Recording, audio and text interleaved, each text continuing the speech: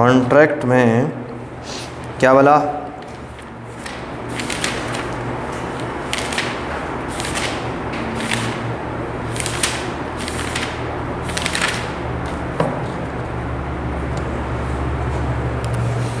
Contract में आज हम देख लेते हैं क्या,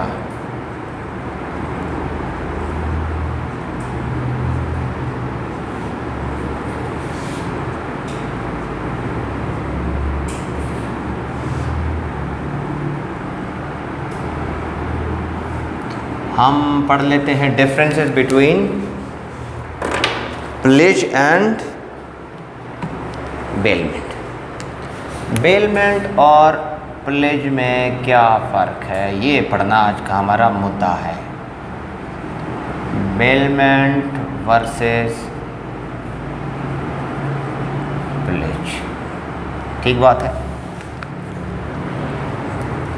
अगर हम कहें कि बेलमेंट और प्लेज एक ही चीज़ है लेकिन थोड़ा सा फ़र्क है तो हम गलत नहीं होंगे। या अगर हम ये कहें कि बेलमेंट जो है ना, ये जो प्लेज है, pledge is basically the special kind of bailment, तो भी गलत ना होगा। सर जब हम कंपैरिजन करते हैं ना दो चीज़ों में कि what are the differences between bailment and pledge, मतलब कंपैरिजन की बात हो रही है, तो कंपैरिजन के लिए क्या चीज़ हमें चाहिए? आसानी के लिए दोनों के डेफिनेशन। जब हम दोनों कॉन्सेप्ट हमें क्लियर हो कि बेलमेंट किसे बोलते हैं और प्लेज किसे बोलते हैं, फिर कंपैरिजन में हमें आसानी होती है। अच्छा ज़रा आ जाओ बेलमेंट के डेफिनेशन के ऊपर। बेलमेंट की डेफिनेशन क्या थी? It is the delivery of good ना। किस तरह की डिलीवरी ऑफ गुड? बोलो भाई। डिलीवरी ऑफ गुड्स मतलब डिलीवरी ऑफ गुड्स से क्या मुराद? बोलो भाई। किसी को कोई चीज़ हैंड ओवर कर रहे हैं। डिलीवरी ऑफ गुड्स कहाँ से? From one person to another, है ना भाई। क्यों उसको कोई प्रॉपर्टी डिलीवर कर रहे हो? गुड्स की जब हम बात करें तो मतलब मूवेबल प्रॉपर्टी, मार्कर, डेस्क, गाड़ी, कुर्सी, चेयर, पंखा, ये जितने भी चीज़ें हैं ये मूवेबल प्रॉपर्टी है। ये क्या है? गुड्स है। जब हम किसी दूसरे शख्स को कोई प्रॉपर्टी डिलीवर करें, ठीक है, किस लिए डिलीवर करें? For specific reason, for specific purpose. भाई साहब ये अपने पास अमानतन रखो, ये गाड़ी रख लो ठीक करके दे दो, मोबाइल रख लो ठीक करके दे दो, सही है? या ये गाड़ी रेंट पे दे दो फॉर एग्ज़ाम्पल, या ये सूट है ईद आ रहा है इसको सिलवा के दे दो, ये जूते ख़राब हैं भाई इसको रिपेयर करके दे दो। कोई भी प्रॉपर्टी जब हम किसी दूसरे शख्स को डिलीवर करते हैं, ट्रांसफ़र नहीं करते, डिलीवर करते हैं, सही। अब किस लिए डिलीवर करते हैं? कि जो भी मकसद है वो पूरा हो और उनके दरमियान क्या हो? अपॉन ए कॉन्ट्रैक्ट, उनके दरमियान कॉन्ट्रैक्ट हो। किस तरह का कॉन्ट्रैक्ट हो? कि जब ये पर्पस मुकम्मल हो जाए फिर वापस करना है। कॉन्ट्रैक्ट किस चीज़ का है? कि द सेम शिल बी रिटर्न।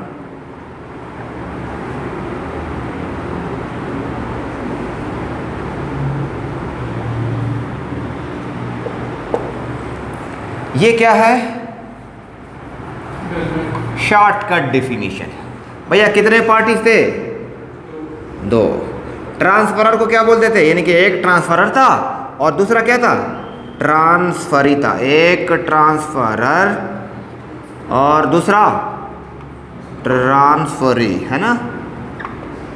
अच्छा, यानी कि एक ट्रांसफर करने वाला और एक मतलब एक डिलीवर करने वाला और एक जिसको डिलीवर किया जाए, तो उसको हम क्या बोलेंगे? एक को बोलेंगे बेलर,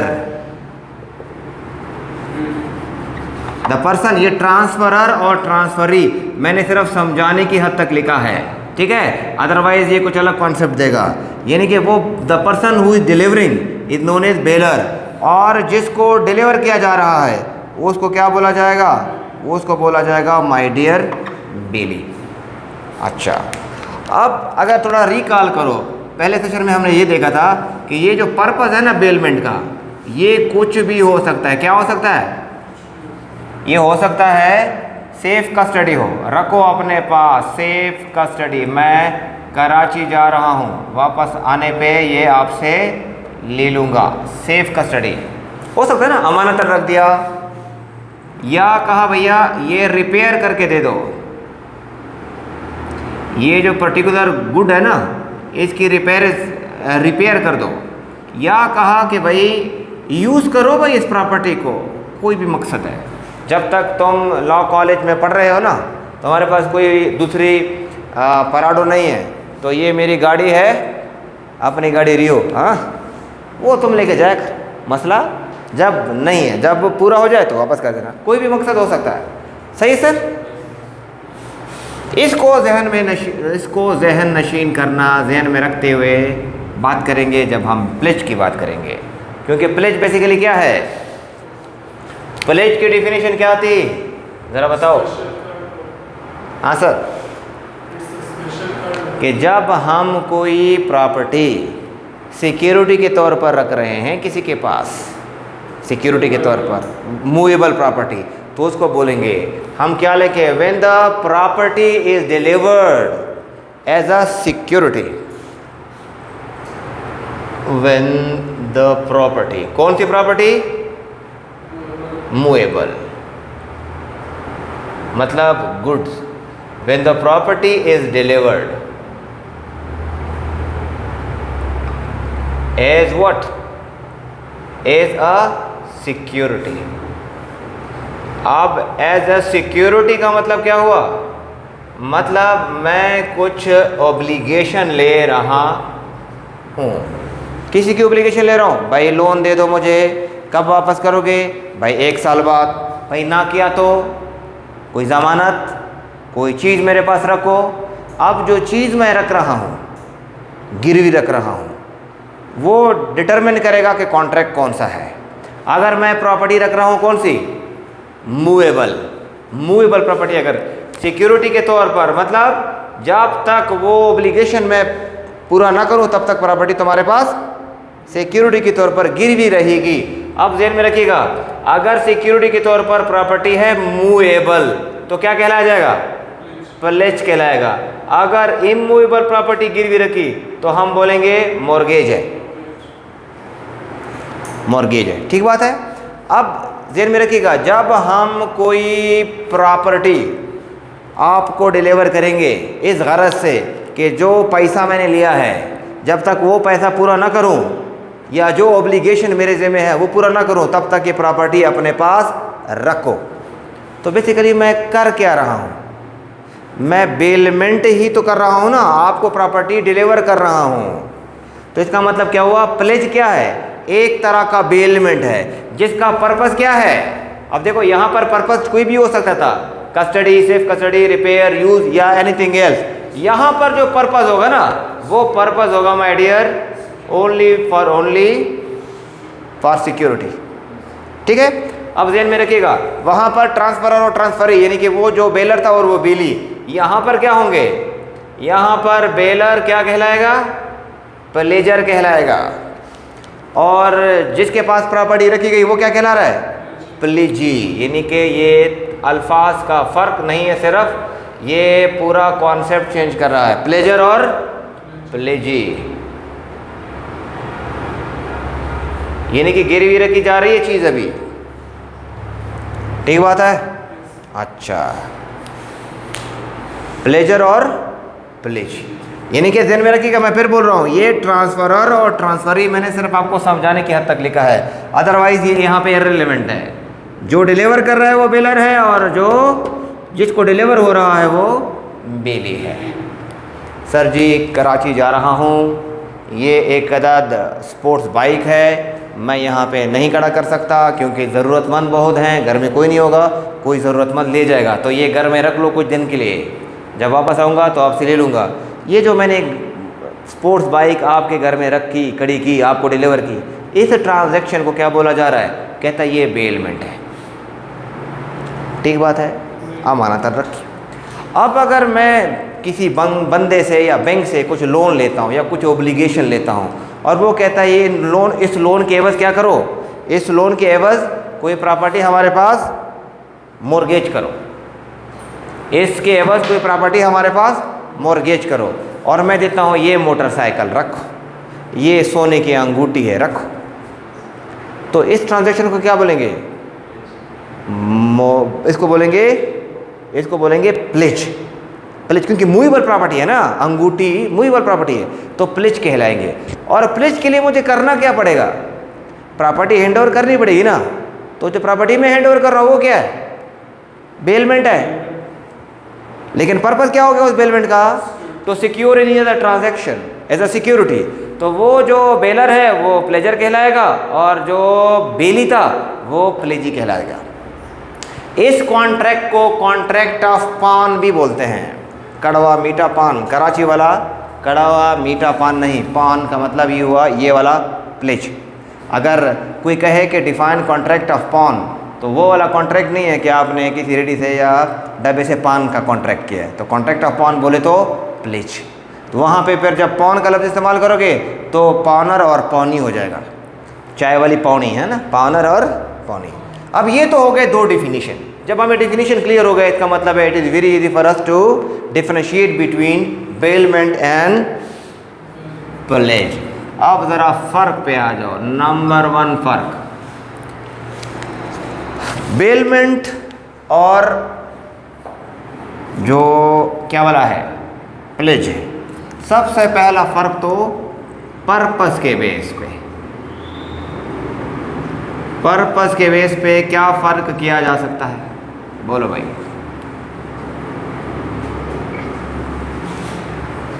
पर्पस के बेस पे बेलमेंट और प्लेज में कैसे फ़र्क किया जा सकता है?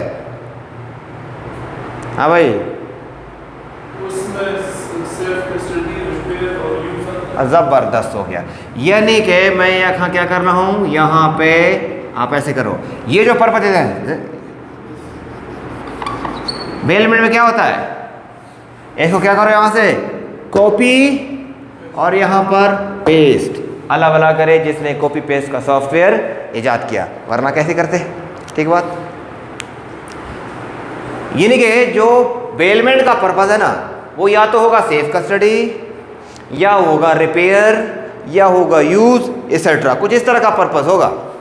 लेकिन जब हम बोलेंगे प्लेज, तो भाई प्लेज का पर्पस क्या होगा, ये वाला क्या करेंगे, ये वाला कॉपी पेस्ट, अल्लाह भला करे जिसने कॉपी पेस्ट का सॉफ्टवेयर बनाया।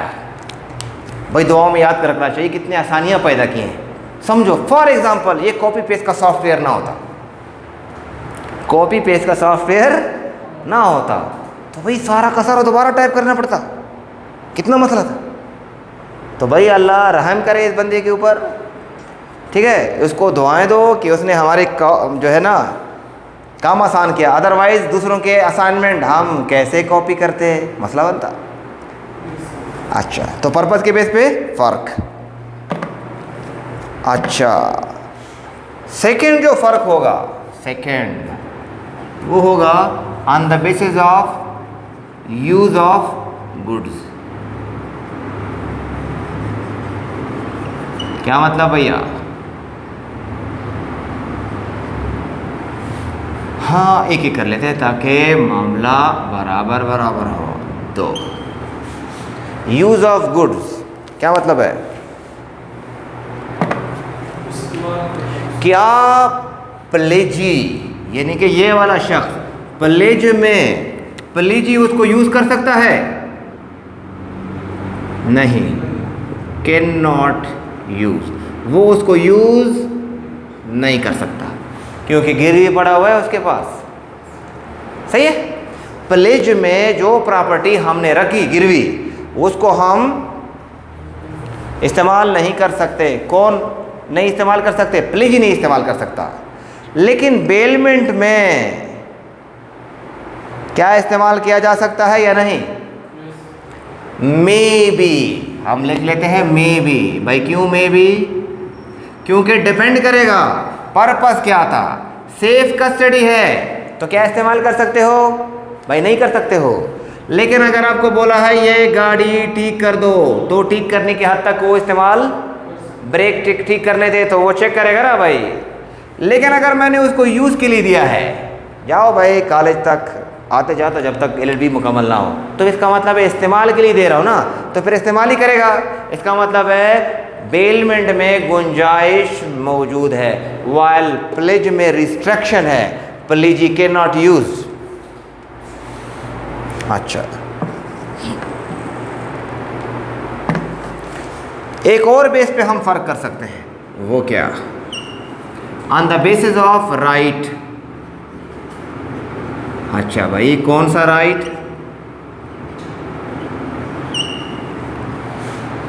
अगर प्लेज में जो प्रॉपर्टी आपने मेरे साथ रखी है as a security, movable property, और आपने बोला है कि 5 तारीख को मैं आपको ये पेमेंट कर दूंगा, 5 बोले तो 5 जून को आप मुझे पेमेंट कर रहे हो 2023, और आपने नहीं की, तो क्या मेरे पास राइट टू सेल है? मैं उस प्रॉपर्टी को बेच सकता हूँ कि नहीं? बेच सकता हूँ, मेरे पास राइट आ सकता है ए ड्यू प्रोसेस ऑफ लॉ के तहत कि मैं उस प्रॉपर्टी को बेचूँ, क्योंकि आपने वादा खिलाफी की। आपने बोला ये प्रॉपर्टी रखो, फलां तारीख तक मैं पेमेंट कर लूँगा। अब अगर पेमेंट नहीं करोगे तो फिर मैं इंतज़ार करूँगा क्या? नोटिस करूँगा, एक तरीक़ाकार बताया हुआ है, उसके तहत अप्लाई करूँगा और आपकी प्रॉपर्टी को बेचूँगा, अपना पैसा रिटर्न करूँगा। मतलब राइट टू सेल है कि नहीं है? यहाँ पर जो सेल का राइट है ना, किसके पास आ जाता है? प्लेजी के can sell the property you mortgage. कौन? प्लेजी। कब? जब प्लेजर टाइम पे ऑब्लिगेशन पूरी नहीं करता। लेकिन बेलमेंट की सूरत में क्या बेली के पास राइट होता है सेल का? जनरली नहीं।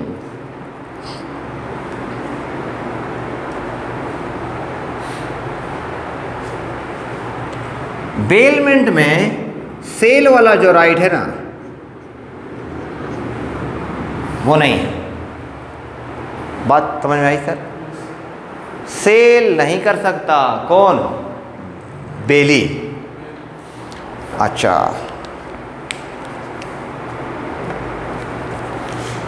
एक और राइट जिसके बेस पे हम फर्क कर सकते हैं, राइट ऑफ लियन।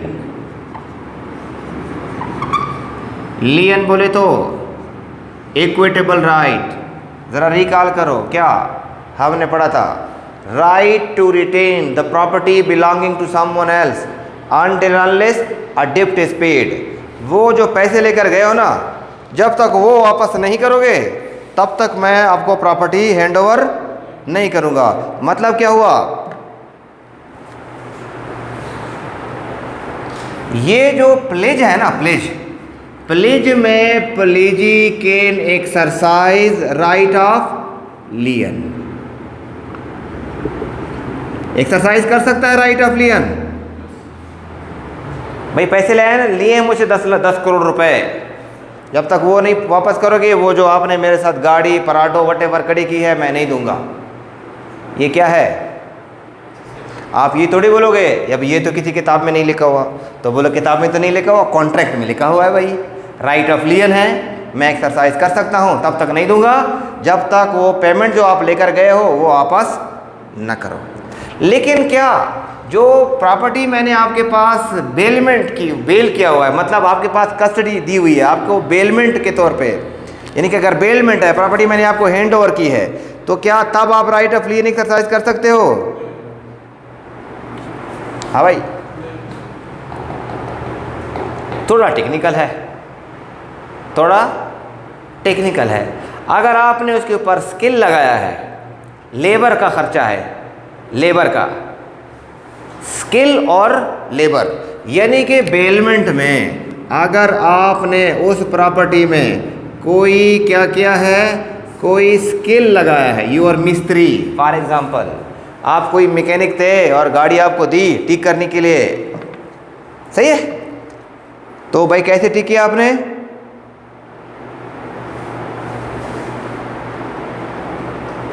हाँ भाई, कोई स्किल आपने अप्लाई किया ना, स्किल अपने, या आप दर्जी थे, कपड़ी सिए, स्किल था, लेबर लगा आपका, तो कह रहे हैं कि इस हद तक मैं राइट ऑफ लियन एक्सरसाइज कर सकता हूँ, सिर्फ इस हद तक, स्किल और लेबर। तब तक बोल सकते हो ये पैसे जब स्किल के नहीं दोगे ना, मेरी दिहाड़ी नहीं दोगे मान लीजिए, या ये जो रेट है वो नहीं दोगे, तब तक ये ईद का कपड़ा आपको नहीं दूंगा क्योंकि मैंने सिया है, उस हद तक। लेकिन ज़हन में रखिएगा ये जो प्लेज है ना, इसमें ये right of लियन can be exercise even for the payment of interest.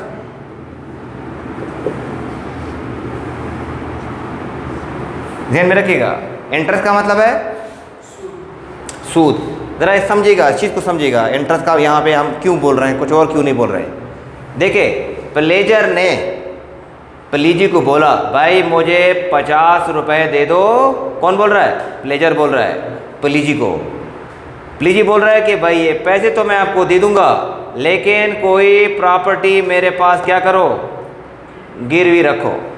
50 रुपये दे रहा हूँ, लेकिन 50 के बस कितना मुझे वापस करोगे, +10, 60 रुपये मुझे वापस करोगे 2 साल बाद।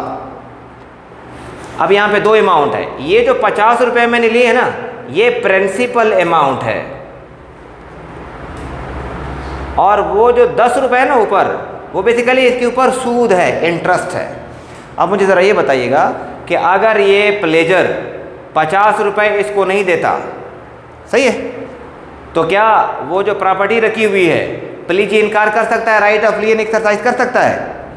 अब जब ये इस 10 रुपये के लिए, इंटरेस्ट के लिए एक्सरसाइज कर सकता है, तो इसका मतलब है जो प्रिंसिपल अमाउंट है उसके लिए तो कर ही सकता है। मतलब 50 रुपये के लिए भी कर सकता है, वो 10 यानी कि 60 रुपये के लिए कर सकता है। प्रिंसिपल अमाउंट जब तक रिकवर नहीं होगा, तब तक इंटरेस्ट नहीं दोगे, तब तक ये गाड़ी, ये जो भी प्रॉपर्टी है नहीं दूंगा। लेकिन ध्यान में रखिएगा, बेलमेंट में सिर्फ स्किल और लेबर की हद तक है। अगला पॉइंट, रिटर्न ऑफ गुड, 5वां, रिटर्न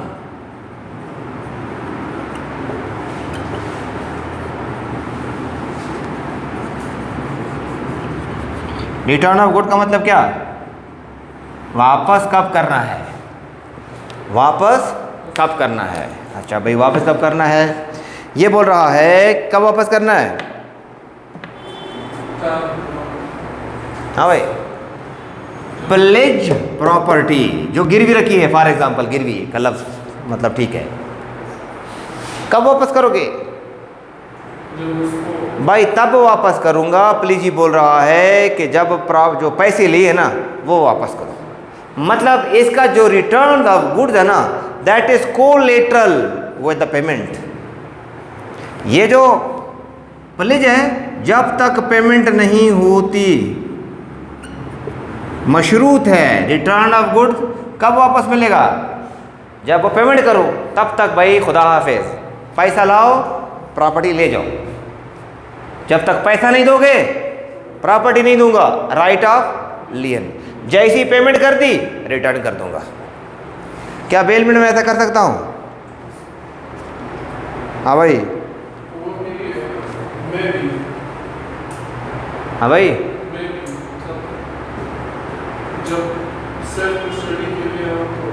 अच्छा बेलमेंट कितने किस्म का, जरा थोड़ा सा 2 किस्म का समझ नहीं करते। एक विद रिवार्ड और दूसरा विदाउट रिवार्ड, मतलब ग्रेटिविटियस और नॉन ग्रेटिविटियस।